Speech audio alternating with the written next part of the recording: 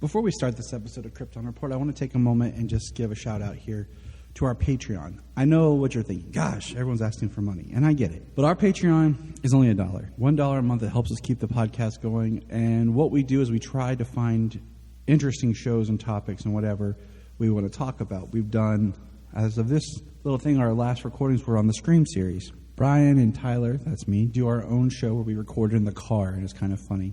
And we talk about pop culture or whatever is going on. We also have the Supernatural podcast we've been reworking. It's taken on some time just because of life. But we do movie commentaries as well. It's something that James and I have done, what we used to do on the main show that we've started doing here.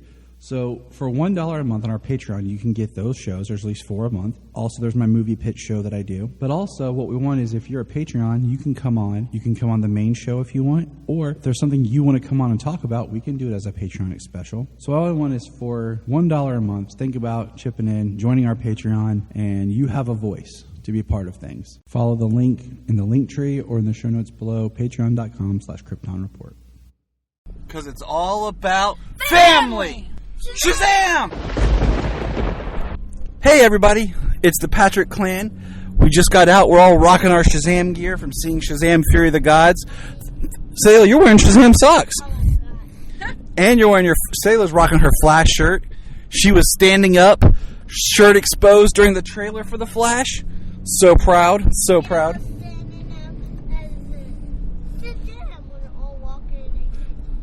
Oh yeah, when they were all walking, they're like, Shazam, Sayla was like, booyah, I'm Shazamming it. So, just real quick, what'd you guys think about the movie? Sayla, what'd you think? Oh, a one-word answer from the soon to be 6-year-old. As 5 years old! But you're about to be 6. Solomon, what'd you think of the movie? It was really good. It had some good textures in it. My favorite part was when she was reading the letter? Yeah. The letter that they said. and I also, the one where the girl said the bad word while she was riding the unicorn. And the unicorn neighs the last part. What about you, Sayla? What was your favorite part? I got 2. We'll talk, baby. The unicorn and the jam part. Yeah. And I also love the part where they were he was like letter, and I was like, don't like that. But also I like the part where like, why does 2 of our kids have a crush on older women? All right, Jania, what was your favorite part, or what did you think of the movie? Okay, first off, better than the first one, in my personal opinion. I really enjoyed it, which is really, really freaking weird for a sequel, right? Yeah. But I loved it.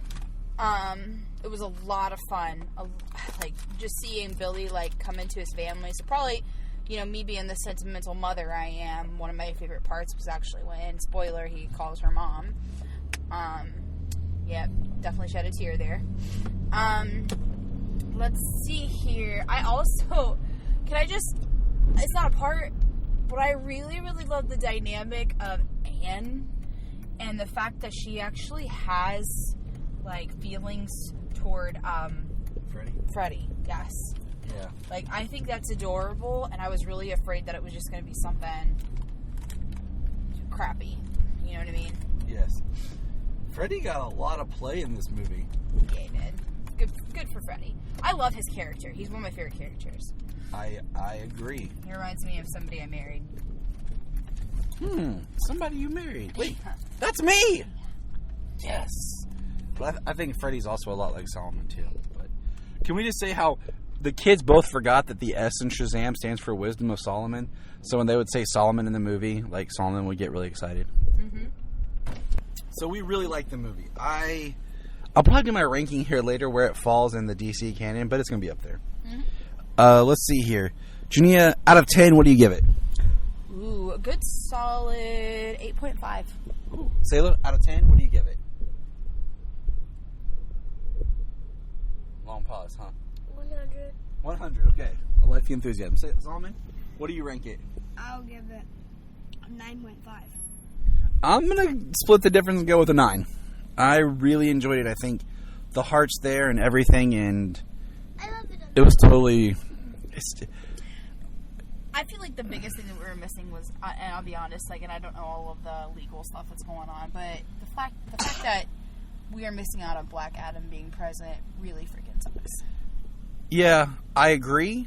I think with the first post-credit scene, I think that could have lent to at least some dialogue that could have been mentioned about we need somebody since the return of Black Adam. So that's what we got. Family out. This is so cool. I just had to share. I had not said this yet, but I wanted to get this. I'm in the car. On yesterday, when we were at the movie theater at AMC seeing Shazam Fury of the Gods, I tweeted out and tagged David F. Sandberg that, you know, it was the picture of me and the whole family in our Shazam shirts in front of the poster that we were going in for a family movie and we're really excited. He immediately liked my tweet. It was awesome. Today, I got a like from the official Warner Brothers Shazam account for our Twitter. That was awesome. Just really neat. Part of the Press Play Podcast Network. Look up in the sky. It's a bird. It's a plane. This is Jason J. Lewis, the voice of Superman on Justice League Action. This is Mark Wade, writer of Superman Burblight. You're listening to The Krypton Report.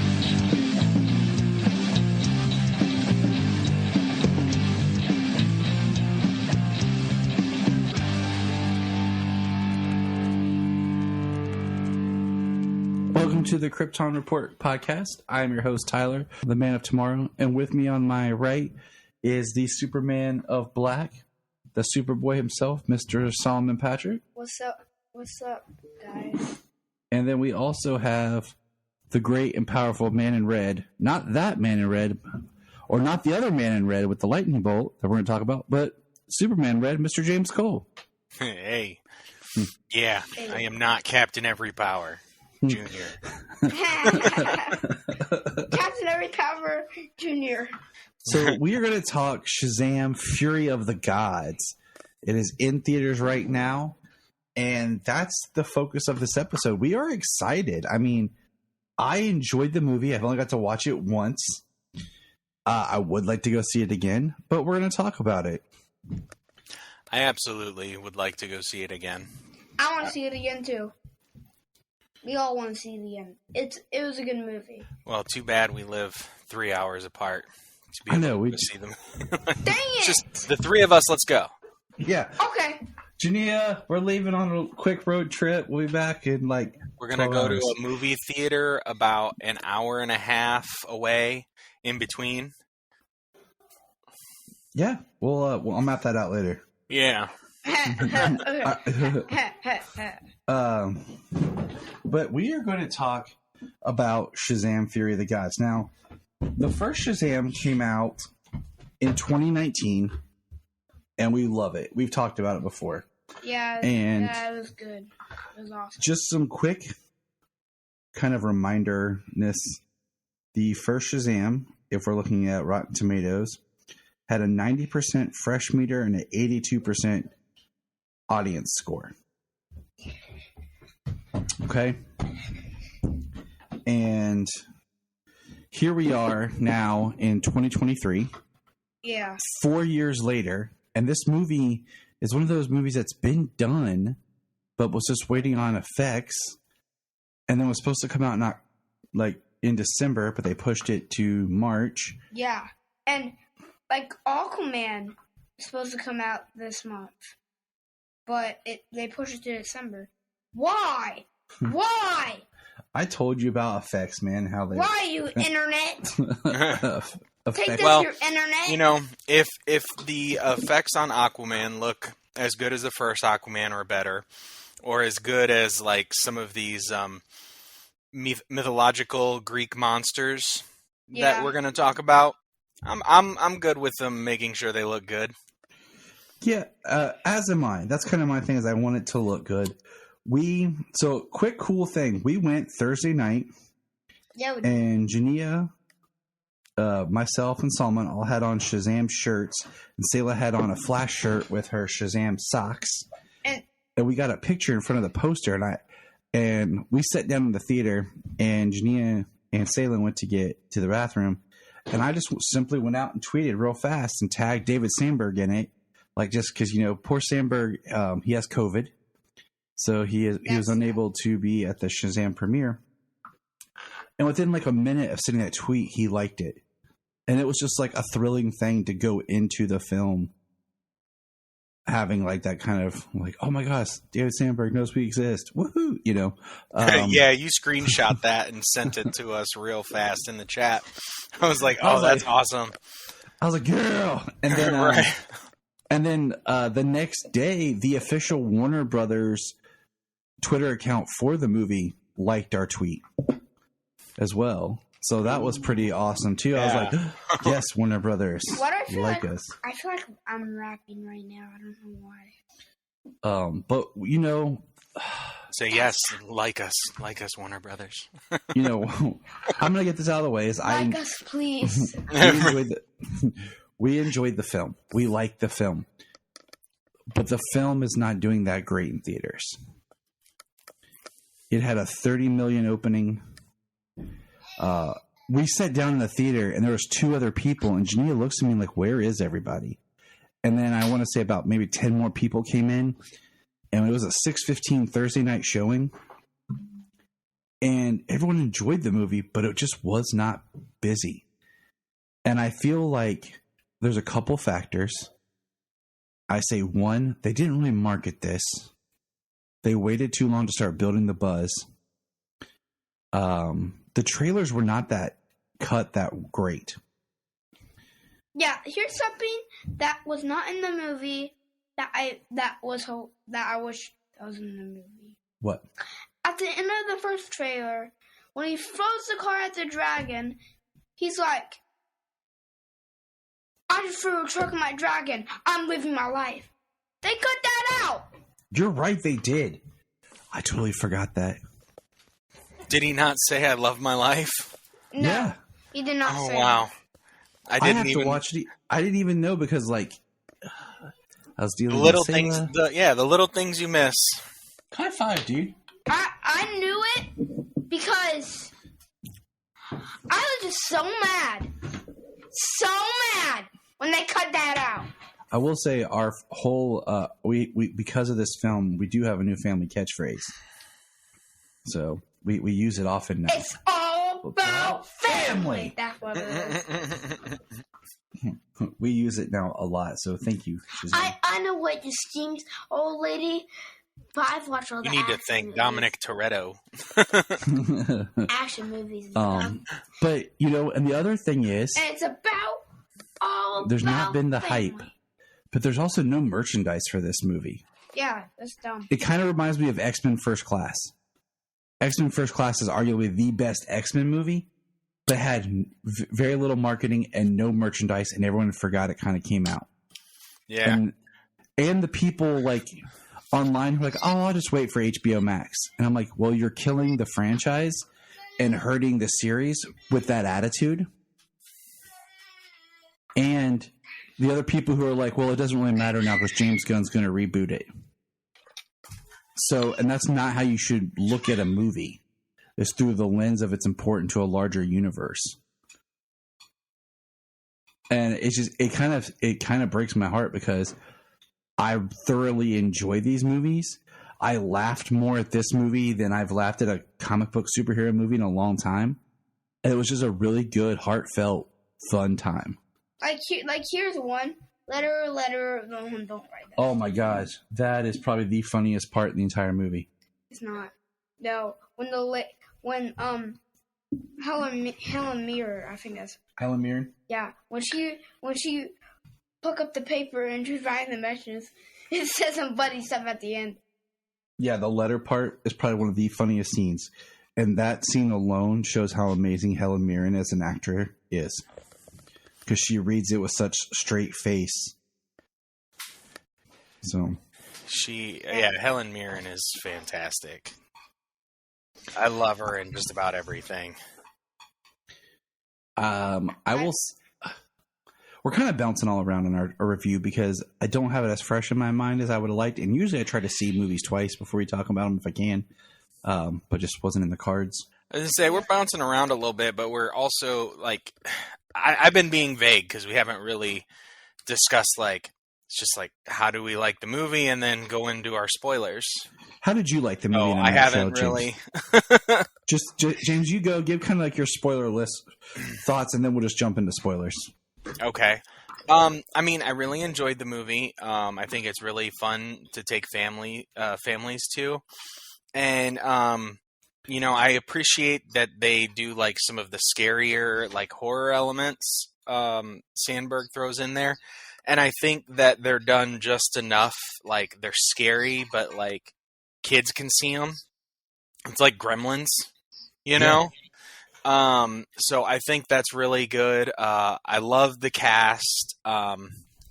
I mean, honestly, and this is kind of the same. I'm pretty sure if you go back and you listen to it, the same criticism I have about this movie, like I did the first one, is I just don't feel like Billy and like Asher Angel and Zachary Levi are the same person.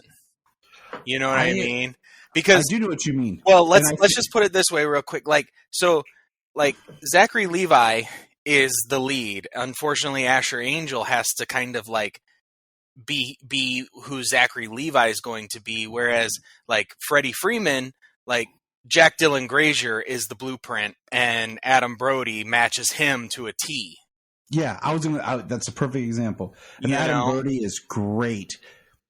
You know, I was thinking of that, and I got thinking in my head, and I wish this had been the way it's presented and done on film a little bit, is that Billy feels more like he can be himself as a child in the disguise of being the adult superhero. But when he's himself, he has this fear of everything he's dealt with, where he doesn't allow himself to really be a kid. Yeah. That's kind of how I've looked at it a little bit, because, you know, I feel the exact same way. That is one of my biggest gripes, is I don't feel that they match exactly. And it's not taking away from either performance, honestly, for what they are given, what they do in the film, but they just feel a little not the same. And especially with this film, this is a Levi film. Like, Asher Angel is barely in this movie. 100%, yeah. I'm thinking of 2 scenes, I could be wrong, with Billy. Yeah, he's playing the game. He walks with the family. He talks to Freddy at lunch. Freddy at lunch at school. I forgot about that one. He's in at least 4 scenes, maybe 5, like that I can remember specifically. Well, you got those. The only one I could think of later is when he transforms back to Billy to talk to Rosa. Yeah, and then, of course, at the tree. So, all right, we're going to jump into spoilers now. James liked it. We're good. I can't quote what I said on air when I can just tell all this. I was a little tipsy when you asked me what I thought of the movie when you text me. So my response was a little more fun. We're not going to throw that on here. It was a family show. But so we're jumping over the spoiler wall. Here we go. We like Shazam. If you haven't seen it, go see it. Support DC films. Support a good time. Support just, you know, and I will say it's a movie that, I mean, I took Sayla, my 4-year-old, to see it. Jesus. 5 years old. I was thinking, 4. I know, but I was thinking you were 4 when we saw the first one, is what I was thinking, Solomon. And then Sayla's 5, seeing this one, about to turn 6 here in 2 weeks. So I got confused for a second. Okay, just let me be, okay? Stop fussing with that. Okay. But, you know, I listened to another podcast's review today, and one of the persons said their 7-year-old son was psyched to go see it, but he watched it and said, I don't think so for my 7-year-old. And I'm sitting there like, I took my 5-year-old and my 8-year-old. I took my 7-year-old last year to see the Batman. Am I a bad parent? I mean, well, maybe the Batman, but Like the movie does kind of deal with some mature themes and slows down a little bit in the second act and going into the third act. But so I could see where like maybe somebody would think for kids, because the rest of the movie I think is fine, but that maybe it's too long. Maybe it won't keep their attention at some point, and it'll be hard to watch it with them. Maybe. I don't In know. a theater. You just got to know your kid. That's my thing. But here we go. Over the spoiler. In 3, 2, 1. We jumped. We're over the spoiler. So they kept a really big spoiler under wraps because the only action figure they showed that they released was Zachary Levi's Shazam. And then today they released Wonder Woman. Yes, because we do get a gal cameo in this movie. And I didn't mean to jump to the end. I don't care. It was in my head, and I kind of had to get it out before I forgot. James, that was in my head too. So I think you read my mind. I loved. Okay, so we're talking Wonder Woman. I love how there's the scene that you can tell it feels awkward. That it's Billy as Shazam sitting at dinner across from Wonder Woman, and you don't see her face. And they're kind of making fun of the Superman thing. And then when Wonder Woman turns around, it's the Wizard. And you find out it's a dream that Billy's having. And the Wizards, came to Billy in a dream. And and it was hilarious. and people were online like, I hate the way they're treating Wonder Woman in this. I'm like, it was a child's fantasy dream. Okay? Get over it. I'm like, and then, yes, and I will say that there are photos of behind the scenes. They did have a body double for Gal. And probably in that scene is when they used her. And Sandberg talked about, we did this. We shoot it for coverage and stuff like that, and for certain scenes. And then because of scheduling for Gal, and then we get the shots that we need when she shows up. He's like, Gal was there, but they used a body double for certain shots. He's like, that's just how we had to do it. Yeah, and I'm like, it's really funny how that point specifically. It's really funny how people will get online and like use that and try and trash the film when every single movie that is made is made with shots like that. Yeah. When you see somebody's back, so many times it's not the person that they're standing across from. Yeah, it just we also have to think when this movie was being shot. It was being shot like in 2021. So that was right after COVID.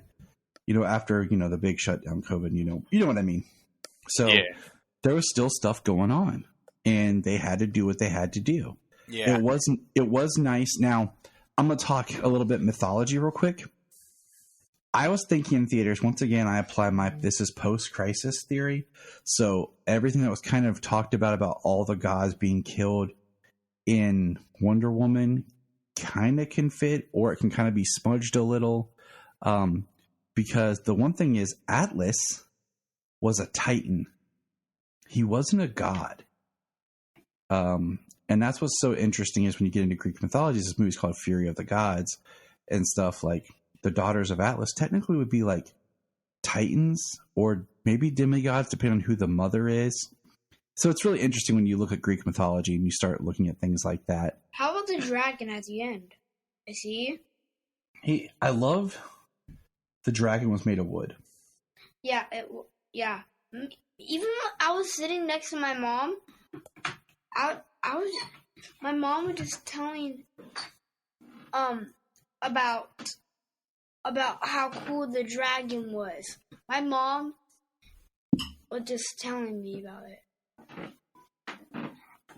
And there she goes closing the door, and I just saw my mom. That's awesome.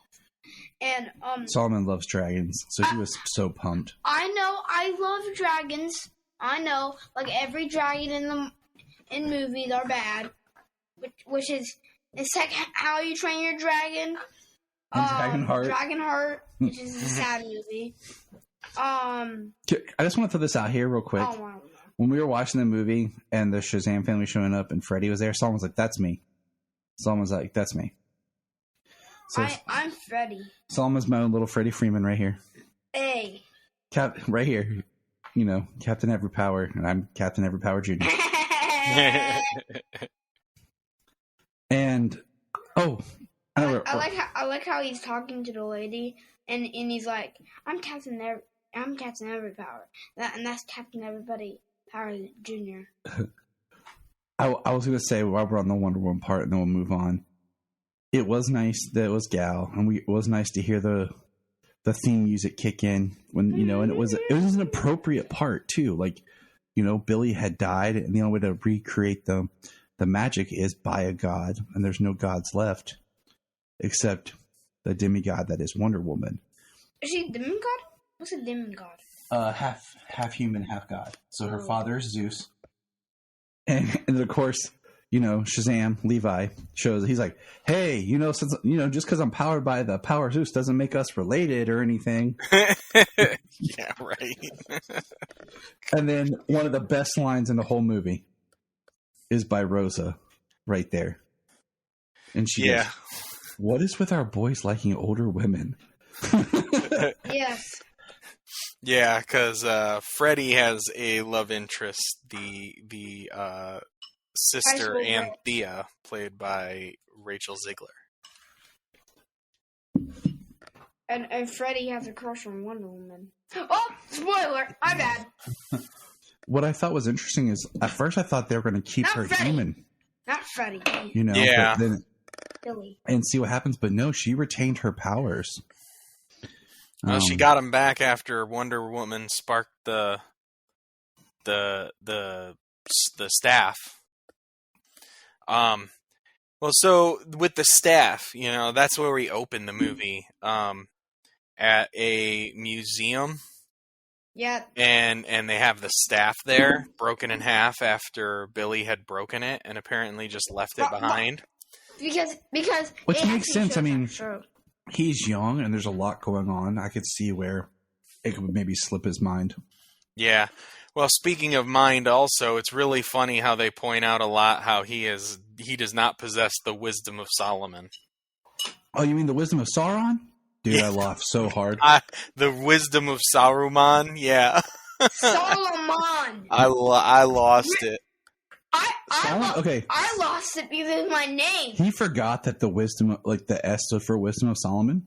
So when they kept saying Solomon, he was like, yeah! And Say was like, that's your name! That's your name! And I was like, well, this movie became my favorite movie because I have my name on it. Like probably like every year when I see a movie, I hear my name Solomon or Solomon or Solo. Yeah, the wisdom part is not running through him. Yeah. What? Hestia and Calypso get the staff and merge it. No, they get the staff and they use their powers. Calypso has the power of chaos, and that was pretty creepy how she whispered in, and then it just like spread. The way it spread, that was like very horror movie-esque. Yes, and then the way that they dusted everybody and turned them all to statues and smashed the guy. I was kind of scared at that part. That part was kind of scary. But it was thrilling. Exactly. I was like, this movie. I'm like, oh my god, really? Oh my. I'm like, this movie is kind of. So I want to back up one beat real quick. I wanted to share this story because I just was thinking about it. Because I thought it was hilarious because we were talking about Solomon's name. Right. So before, we always play a game when we go to the movies, like guess the trailers, right? Selah, of course, when we were guessing trailers, she goes, Flash. So we're in the theater, and the Flash trailer stands up. Selah's wearing her Flash shirt. She stands up and just rips open her jacket, right? And she's like, well, almost like she's like Supermania with the Flash, okay? And then we see the trailer for the Barbie movie, and Sayla goes, "I hate Barbie." I hated That's awesome. it too. I swear You know she would what's say funny? F Barbie if I'd let her. I Well, swear. I don't know, funny, whatever. But the Flash trailer came on while we were sitting there and watching it, and somebody in a seat in a row or two behind us or whatever was like, "Oh, that movie looks so terrible." What? Yeah, I was like, wow. Like I haven't heard that really. Like everything I've seen or heard for the most part was a lot of hype. People who were even kind of like down on the movie to begin with, like the trailer got them more excited. All I know is that if Sayla would have heard him, she would have smacked him. Now, let's jump back into Shazam. The scene that right after the one with Atlas, where the kids are at home, the daughters of Atlas, kids are at home, and we see that Freddy's listening to like a police scanner, basically, and they have to go outside. And they're walking. That's in the trailer. They're walking, and they all yell Shazam. Sayla literally stood up and with them and jumped and was like, Shazam! That's awesome.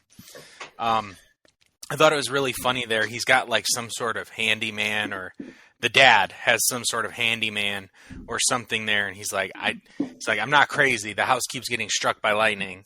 Yeah. He's like, I don't know what's going on. And they're like, well, they're all kind of... I like how the kids, like, they hear it and they're just like, If I have two complaints about this movie, all I'm going to say is I love the movie, okay? Jania likes this one better than the first one. Yes, I do too. The only two complaints that I have about this movie, I feel like the kids were underserved and really cut out. And I feel like I didn't feel like Lucy Liu was that great in this movie. Who's Lucy? She played Calypso. some of her delivery was a little flat. And that's what I'm saying. Like, it fell off. Those are my biggest two complaints about this film. Which is interesting, though, because she's a good actress. I mean, sometimes she has a delivery like that, but other times she has some pretty good ones, and that just didn't seem like, I don't know. She didn't have the emphasis of what she was trying to do going on there. But speaking of Calypso, it kind of turns out that she's like the ultimate bad. Yeah, of the movie of the sisters. I was explaining to Solomon how Hestia is more of an antagonist, while Calypso is not just an antagonist; she's more of the villain of the story. And I was explaining my that dad to was Solomon. talking about Puss in Boots. Yeah, we watched Puss in Boots the other night too, and I'm just teaching Solomon about story, and how it works. So we have the bridge scene, which I think was great. The bridge is collapsing, and the Shazam family, the Philly Fiascos or something, they call them, Fiascos, are flying in to save everybody. And probably one of my favorite scenes is the cameo by David Sandberg's wife. She's in her car, and she goes off. And in the song.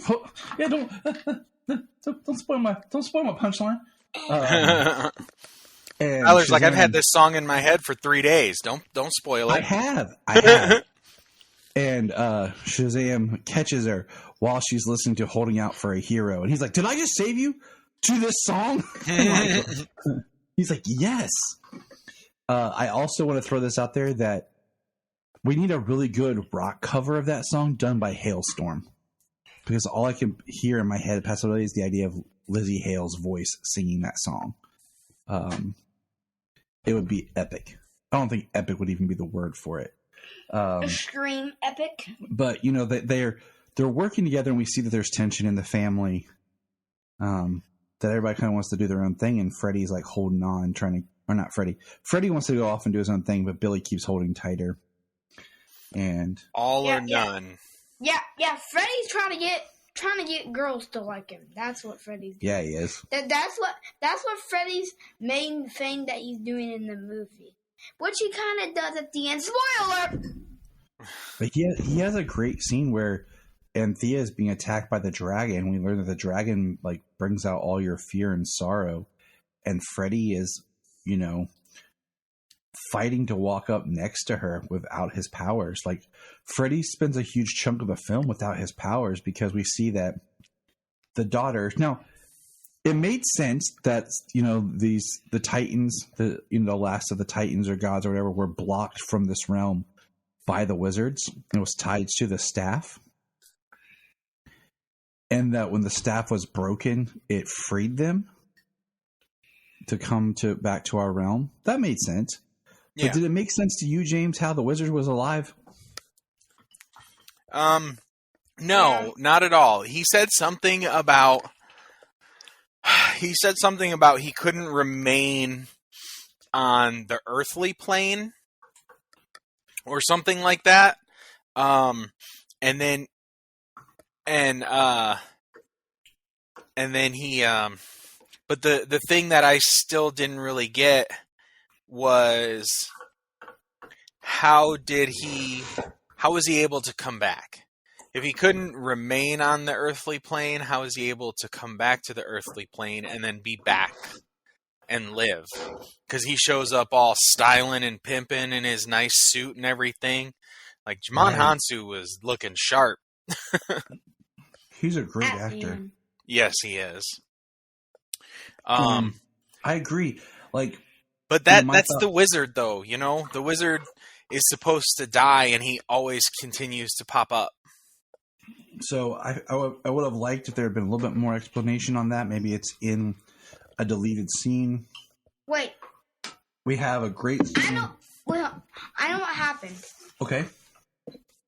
So, in the first movie, the wizard turned to dust, right? Right. Well, I think what happened is he didn't die. I think he teleported. Okay, I'm with you. He accidentally teleported to the sisters, and the sister put him in the cage. That's my fear. You know what? It's a good one. I'll go with it. Can I just say that one of my favorite scenes is when we see the Rock of Eternity and they've basically decorated the sins. Yes. Yeah. I loved it. They've dressed them up. They've decorated them. They've painted them. That type of stuff. Yeah, it was really funny. You know what's funny? Like, they have it lit up. It says layer and everything. Mm-hmm. You know what's funny? What? When the mythological creature that flies around, that a one, harpy? a heartbeat. Mm-hmm. He actually attacked. Not that one. What? Okay. I'm trying to think, guys. Okay. I'm using my brain that works for NASA. So I really enjoyed that. What did you think about Mary being portrayed by Grace on both sides? What? Mary portrayed by...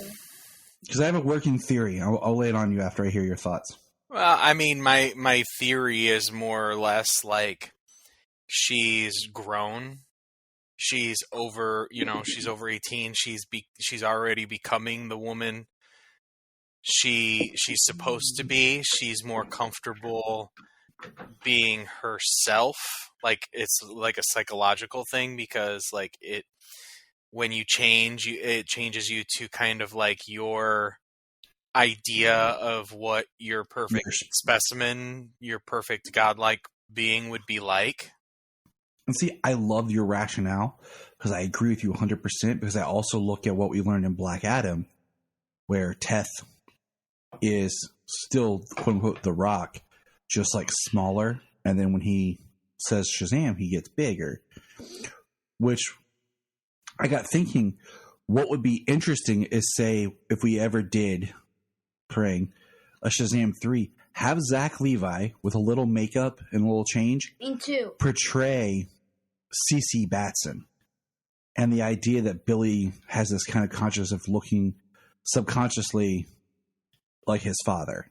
even though he doesn't know his father. Like, you could play into the psychology of that. And that's why when he says Shazam, he has a resemblance to his dad. So I don't know. I think it could be kind of cool, because I was thinking that, like, because part of the crutch of the story is this is, in film world, this is 2 years later. Yeah. Billy's going to turn 18 and age out of the foster care system. I feel like that could have been done more. We could have focused a little bit more on that. But like we said, Billy wasn't in it all the time, which was kind of sad, because that would have been really good to see a little bit more of Victor and Rosa. Because there's a line that drops quickly that doesn't make sense, because I don't feel like we built there, because you find out they bought the house. Yeah. And the kids were surprised to find that out. Yeah.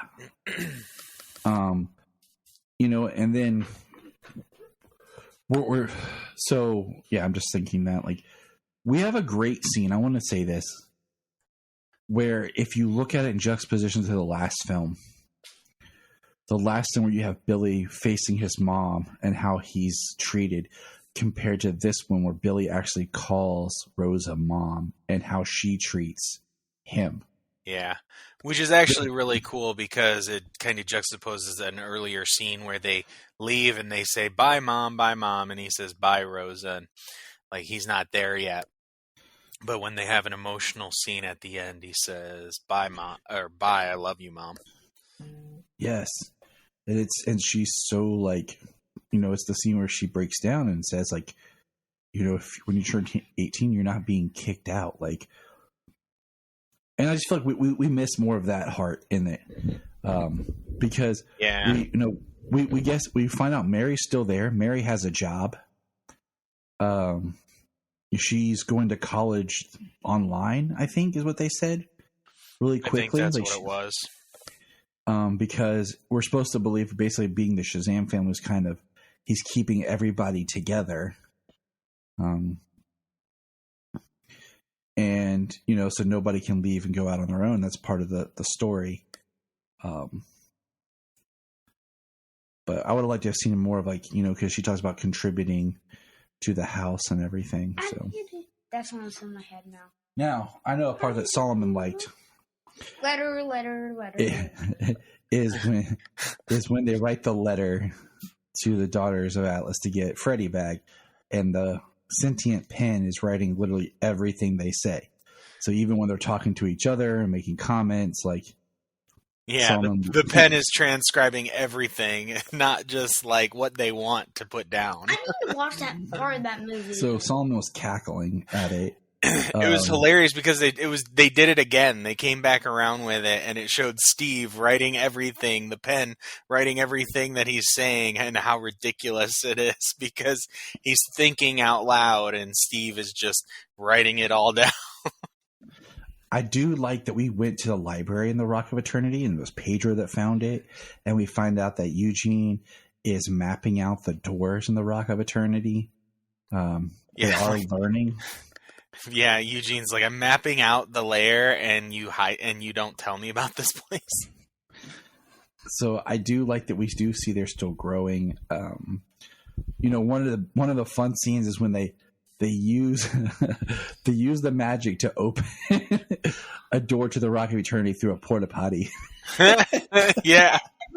And that's how they follow Hespera too. They're like, where did she go? They're checking different doors, and then they're like, right here, porta potty. Also for the part was when what's her name? What's the girl that likes unicorns? What's her name? Oh, Darla. Darla. Darla was like unicorns, and Taylor like, yeah, I like unicorns too. And the unicorns were awesome. Yes, they were. Taste the rainbow. Taste the rainbow, mother. Taste the rainbow, mother. Sayla is such a more aggressive Darla. Like it's great. She is Darla. Well, speaking of Darla, she brought a kitten home and named it Tawny. Yes, I caught it. Genia did not catch it. I did. I was like, "Did you hear what she named the kitten?" Genia's like, "What was it?" I was like, "Tawny," and it took Genia. She's like, "Oh," I'm like, Taki "Yeah." Tawani, yeah. And did you notice in the lair they have that big stuffed animal of the tiger was in the lair? Yeah. Okay. I almost think that if they do a 3, that they might imbue Tawny with magic. I think that'd be cool. Like Or actually bring like the family cat in almost to be Taki Tawny. I mean, you could do it. I think it's time. Darla is like my sister because, first of all, Darla and Sayla both like unicorns. Second of all, Darla and Sayla both like cats and kittens And purple. and purple. Good. Third of all, One of my favorite scenes. they're both in kindergarten, and that's it. Well, Darla's grown up since last movie, buddy. Is when Freddy meets Anne, and they're talking in the hallway, and he's walking her to class. He's like, "Freddy, Freddy, my name's Freddy." Yeah. He's just like, "Freddy." Right. Yeah. Jack Dylan Grazer definitely got like the most screen time out of the children. Yeah, 100%. Everybody likes him. Well, Freddy. he's very charismatic. Jack Dylan Grazer is a very good actor. He's been a very good child actor for a number of years now. See, what I think's gonna happen in the third movie. Well, we'll speculate later, buddy. Dang it! Just keep your thoughts, okay? Okay. We're bouncing all over the place. But yeah, I mean, so Hestia and the sisters' goal is to find the seed of life, which is hidden at the Rock of Eternity. Turns out to be one of the golden apples from the Tree of Life. And I mean, that was a little from the God realm. I will say it's a little bit of one of those like plot points, like the bad guy wants to get caught so they can get something from the hero's lair. Yeah. So, but whatever, it works. It works really good this round because it's like so easy because the villain did it to the kids. You know what I mean? So for me, like it nails it because it's a trope, but it's so easy because she did it to kids. And then it's not the Dark Knight where the Joker had this whole elaborate plan to get caught. Or Khan in Star Trek, or Silva in. I mean, name 1,000 different examples. You know what I mean? Like it's absolutely a trope, but I think it stands true because like it's such a trope. It's such an easy trope, but they did it to kids. It would have been fun if they were like, "Dang it, she got us," like that one Batman movie with the Joker, because or "Dang it, she got us," like that James Bond movie. Like if they had referenced something, because it would have made sense. Or Steven Trevor movie. But so they put a dome. So one of the things is I want to say this is they're using the staff and taking back the powers, and Freddy loses it, Eugene loses it. Then Freddy, Pedro. Then I'm trying to remember when Eugene loses it. Because Freddy, Pedro, then I think it's Darla. I think it's Eugene and Darla at the same time, and then Mary when she's flying and starts falling, and Shazam has to catch her.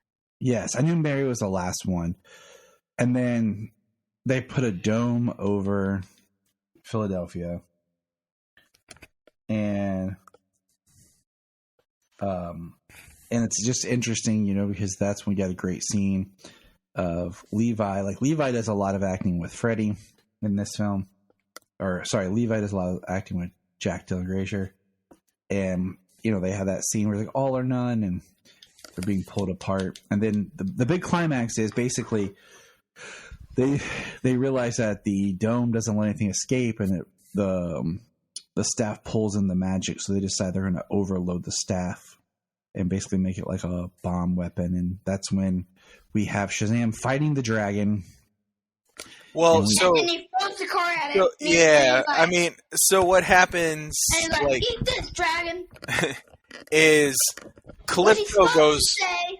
Calypso goes rogue on their plan. They wanted the tree of life. They wanted to plant it and kind of rebuild the god realm, since it had been locked off. And Calypso decides that she is going to take the seed of life and plant it on Earth and destroy Earth and destroy, or at least humanity on Earth. They talk about planting it in the Earth realm was like toxic, and it won't be the beauty that it's supposed to be. Yeah, So and that's what life was birthed from the tree, and we got mythological monsters like the Chimera and the Harpy and the Minotaur and the Cyclops and the unicorns. Yes. The king of beasts. Which was great when she's like, unicorns? And he's like, no, unicorns are not like you think. And of They course, hate the Darla rainbow. They hate humanity. Darla's the one that tames them, whips them into shape. Gives them some Skittles. Skittles, because it's the closest thing to ambrosia they had. And they're all riding it. And then, I know what I was going to say. It was the scene where they all teleport into the house trying to escape the dragon, and Victor and Rosa are in bed. And all of a sudden they just come running in, and there's Pedro as Pedro. And I think the rest of them still have their powers at this point, don't they? Yeah, they're all transformed still. And they're like trying to convince them. And that's when it gets... they're trying to get them to go, and that's when he's like, that's why lightning's always striking the house. Let me show you. Shazam! Boom. You are the Philadelphia Fiascos? So the whole dome is over the city and everything, and they start having the fight with the dragon, and this is a really sweet Easter egg. And I actually heard about it before I saw it. Like, I haven't listened to anything about Shazam, so I haven't listened to any other shows yet. I will start listening to those other podcasts tomorrow, talking about their review. But I did hear that in that scene, the guy wearing the red shirt, that is the child from the old Shazam ISIS hour. Yes. And that was Who played young Billy Batson, who says, go get him, Captain Marvel. Yeah, because through the thing, there's people, he's like trying to find out, what's my superhero name? And he's, other people say other options and stuff through it. And at the end, of course, we have the wizard being like, Shazam. Yeah, and they still like, call him by like different YouTube names, like all the different power names, like Power Boy. Yeah, Power Boy and Mr. Sparkle Fingers and all that. What was really interesting. So what do you think about that? You know, I love that he called him Captain Marvel. I thought that was great. It was a fantastic Easter egg, especially getting that character in. Or that actor. Yeah. I thought it was cool. And I explained to Solomon like earlier, because he was asking me about like a little bit more. And I was just trying to explain to him like just how like, you know, his name was originally Captain Marvel and what happened over time and legal things that led to the name being bought and taken by Marvel. And then they just wanted to brand it and have their own, so they just went with Shazam. Right. Well, so my question to you is about that. So do you think, because my idea behind it is, since his name is Shazam, like he can say his name and tell it to people with no intention of transforming and not be struck by lightning and transform unintentionally. But like to transform back and forth, like he would have to say it with the intention of transforming. Yeah, that was my thing. Not just the word. Yeah, it has to be the intention. Move the damn cat. Yeah, it has to be the intention behind it. The cat just jumped up and like knocked over a bunch of my collectibles. Yeah, a cat knocked off a coffee or a teacup off of the counter. Busted up that little mug today.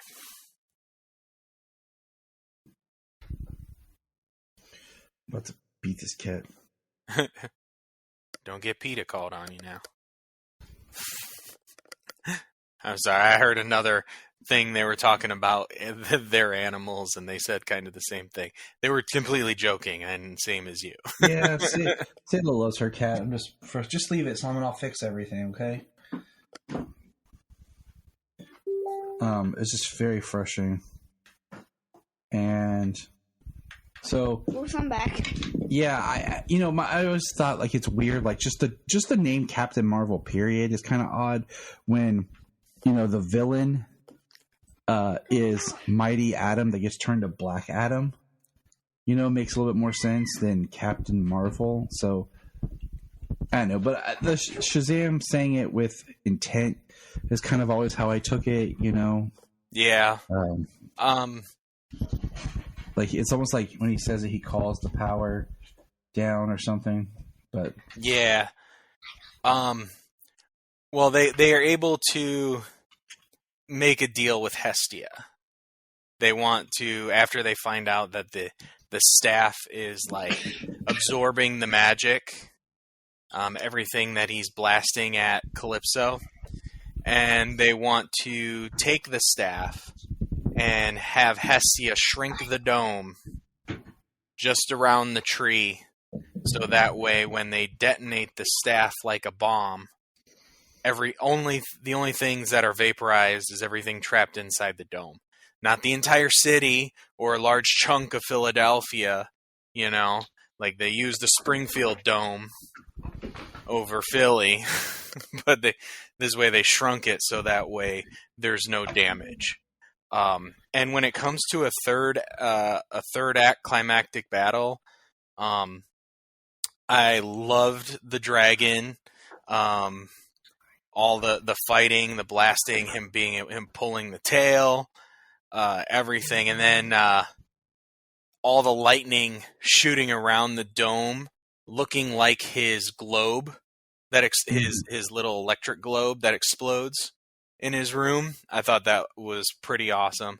Little less like beam in the sky, so it wasn't like just like some like over the top bright crazy CGI thing, because it utilized like his powers and it utilized everything that was happening.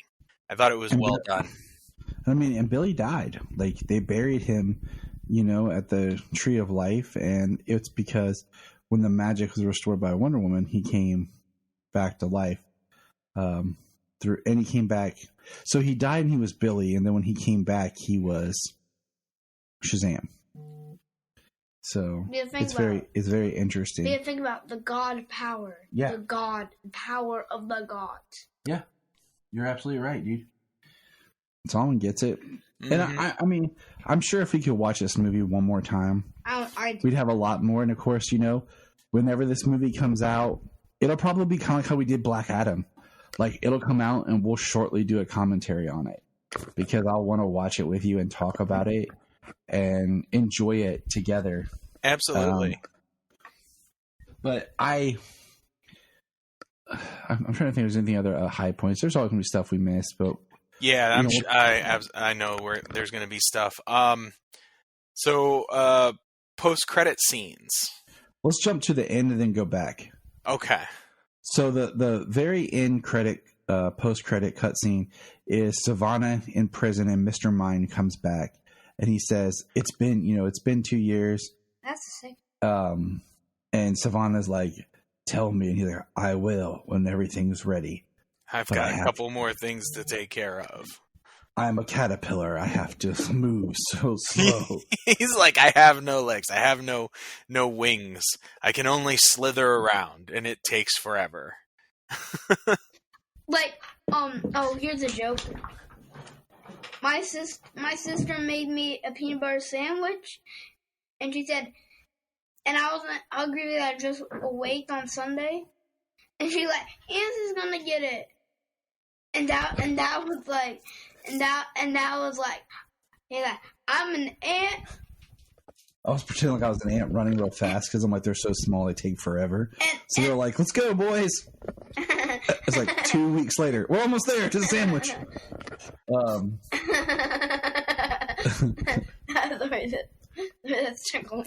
But, you know, the big... For an immortal worm slithering around, I mean, it doesn't really matter how long it takes to get anywhere, does it?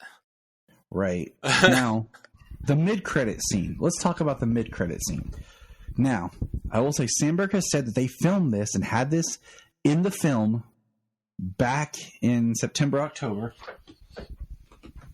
When Black Adam came out before the gun era. Yes. So the scene is Economos and Harcourt walking to meet Shazam to recruit him. Just pull the cat, Solomon, off my shelf. Take her out. They come to recruit Shazam to join the Justice Society. But the good joke is, they're like, we want you to join the Justice. I'll do it. And he's like, I'll do it. Before they say society, he's like, wait, what? There's another team with Justice in it? Whichever one's got Wonder Woman. That's the one I want to be on. Yeah. And then he sits there and he's like, going on like, you know, we could think of something else, you know, other than Justice. He goes, ooh, the Avengers Society. Yeah, that was ridiculous. I mean, yeah, it was. I really, I love the callback. You know, I don't know. Like we've talked about, I don't see that just because they're rebooting things, you know, here and there with this universe. I don't feel like all these movies mean nothing, you know? And I mean, I hope that something like this post-credit scene would mean something. It's one of those things that's tricky because, you know, it was already in the film, but they chose to leave it in this film. Yeah. You know, and they said that they're like, oh, well, you know, technically it hasn't really tied into anybody else. Well, having Gal show up ties it in tighter to the already established continuity. So it does make it interesting. But then, like I've said to you, and I've said a lot, is there might be something that we don't know about yet that's going to happen. Some film, because, you know, Gunn said that in 2025 with his Superman film, right? 2025, right? Yeah. Superman Legacy, that's the start of his era. So this is still technically the other continuity coming together. So, I mean, something could happen before the big reboot, you know, and like I've said before, is the Waller series and Peacemaker season 2 or whatever are probably going to be out in 2024 before the big, reboot in 2025. So there might be just cleaning up some loose ends, and maybe there'll be something that we don't know about that's going to kind of help maybe pull some sort of culmination ending to all of this. Yeah. It's really hard to say, like, you know, what's going to be kept around. Excuse me. I'm sorry. What's going to be kept around? You know, what storylines may make it through, what characters, actors, I feel like a clean boot is the best, but I would like to see maybe a Justice Society movie or something that kind of lets the characters kind of shine one more time. Well, that's kind of the thing, you know. With I think we discussed this a little bit before, like with comics, with like DC's reboots after different continuity changes or crises or crises or like Flashpoint or something. Like some characters seem to like carry on, you know. And Like Shazam they is don't one of seem them. to be like rebooted. I mean, If the you biggest read- examples is like Batman and Green Lantern in the New 52. Well, you look at Shazam in the New 52, and then he pops up during the Trinity War era, then he just disappears. And then, like, Rebirth happens, and he's not even there. And then all of a sudden, we get that Shazam book by Jeff Johns, and it kind of just picks up after the New 52. Like, it feels like the sequel book to his New 52 run without missing a beat. And that's all about the magic lands and everything. So he's always kind of felt like he's been on the outs. And, you know, it wasn't until this past year they started that new Black Adam series, and they've really beefed up Black Adam's presence in the comics. I think building to trying to do a, more with him in comics, building to the movie and everything, like with Endless Winter, and then him joining the Justice League, and then what's happened recently with the death of the Justice League and everything. But before I forget to ask you, did you read the Shazam prequel comic on Ultra? You know what? I forgot that was there. I forgot that came out. I did not read it before. I want to I'm going to have to check it out. It's good. It's got like little shorts, like with each member of the Shazam family, that kind of helps just give us some background of what happened in between. With the best is like Billy Shazam. His story kind of ends with him going to the pediatrician's office. And Solomon, he did it the other day. He's just sitting there. He goes, "I'm an idiot," and just starts doing the whole thing. I was funny. like, I'm an idiot. There's literally a other guy with lightning bolt that is faster. That's fast. Besides, like, I'm fast. He's way faster. Aquaman's so manly and big. and I'm the only one that's trying to keep it together. You know I'm a pediatrician, right? That's my boy there. Yeah. So all in all, that's a good, I think we hit all the major beats that we can come up with. I enjoyed it. I liked it. I'm interested how and if it'll tie together, if anything will ever get paid off. I am saddened by just I want to almost say like disrespect the movie's getting in theaters by nobody going to see it and it not doing well at the box office. Because to me, it is one of the movies that should be experienced on the big screen, and it is something I think it's more accessible for families. Compared to Ant-Man Quantumanium was good, but I like this better. Like, Ant-Man had humor, but this had heart still.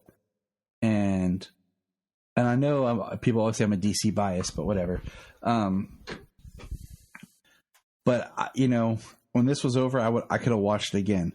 Yeah, Quantumanium, not really. Like, I watched it. It was fun. We had a good time. The family. Especially one Wakanda Forever.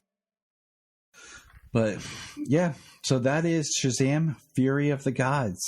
Go look for it. I can't wait. If they release it early, like they've done before with movies on digital, I might just double dip with this one and buy the digital, and then buy the Blu-ray, and then if I do that, we'll give away our digital copy in a contest. Awesome. Yeah, that sounds good. I mean, I didn't really plan on double dipping or anything, but I'm absolutely going to buy this. I love both of these Shazam movies. They're really fun. They're really great. They're hilarious. They're family friendly. They're fun. I love the little bits of horror that they have in them. Yeah. I have something to say. In the movie, like this mythological creature that can fly. Can you tell me the name of it again? The Harpy? The Heartbeat? Is the one that can fly? Yep, the Harpy. Solomon's really excited to study Greek mythology now. I'll tell him to learn about it in school. It flied and it grabbed the director and placed him down. You guys forgot about that part. Yeah, I pointed out when Sandberg gets attacked by the Harpy. I was laughing. I pointed. I said, "That's the director." He's like, "Ah." Salman's so much fun to go to the movies with now. Like he's become my movie watching buddy. Nice. So, but all right. Well, you know what? At least Shazam was still number one this weekend. About $65.5 million worldwide. And you know what my thing is? It came out in an oversaturated month. For like this year is the year that, they're building back up. Hollywood's releasing stuff. Theaters are open. You could have moved it one more month to April. And I think it would have done better because in April, all we have coming out. Mario. Yeah, we have Dungeons and Dragons the last weekend of March. Then we have Mario the next week.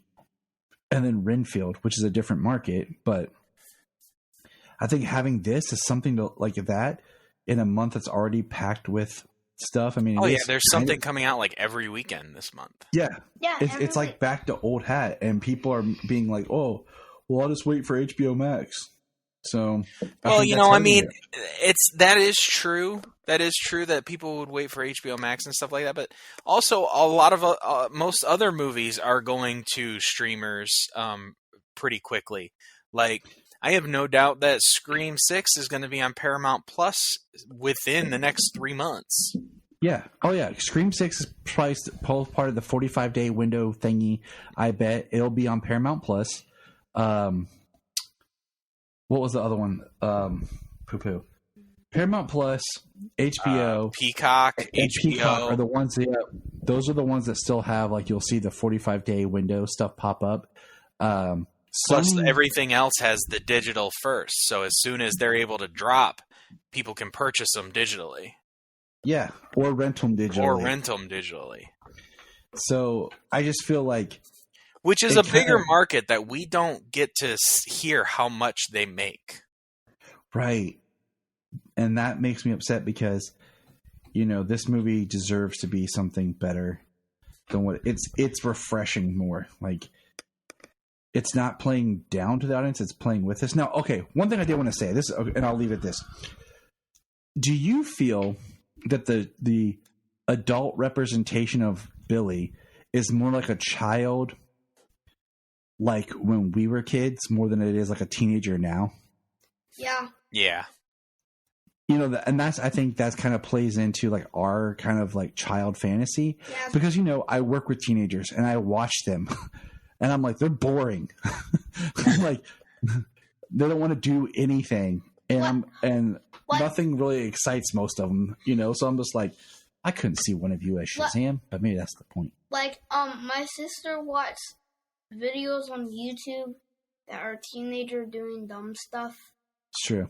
I mean, the only thing that makes sense with the character of Billy and Shazam as portrayed in the movies is and I watched it. That because of his trauma as Billy, he's very reserved, very withheld, and when he becomes Shazam with his powers and everything, he's much freer to express himself, and that's when everything like all of his energy, all of his kid-like behavior comes out because he keeps it all in because of his trauma. Dude, I can headcanon and fix anything. Just throw something out there and I'll fix it. That's what I do, man. That's what I do. But all right, we're going to bounce out of here. It's getting a little bit later. We did get to record a little bit earlier. Solomon's got to get to bed. Go see Shazam, Fury of the Gods. Because you know why? Because it's all about family. Family. Yeah. Forgot about them. Look up in the sky. We just want to say if you've enjoyed this podcast, please check out other podcasts on the Press Play Podcast Network. Information $1 a month. You'll get extra special content that you don't get on the main show, like movie commentaries and whatever else comes out of our mouths. So check it out, patreon.com/Krypton. We're going to press pause and hear a few words from our other podcasts on Press Play Podcast Network. Hello, Brooks here with the Books with Brooks monthly book club podcast. Here's how Books with Brooks works. We read one book a month and then we talk about it. classics like Stephen King's The Shining, debut novels like We Are the Brennans by Tracy Lang, and tons of other compelling, life-changing stories, one book and 1 month at a time. So come read along with us and then listen in.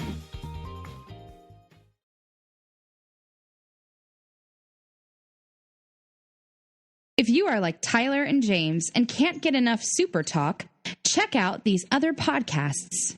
Digging for Kryptonite, Supergirl Radio, The Last Sons of Krypton, the Superboy Legacy Podcast, All-Star Superfans, Superman the Animated Podcast, The Aspiring Kryptonians, Always Hold On to Smallville, The Geek of Steel, and Truth, Justice, and Hope. Remember to check out Krypton Report on all social media platforms.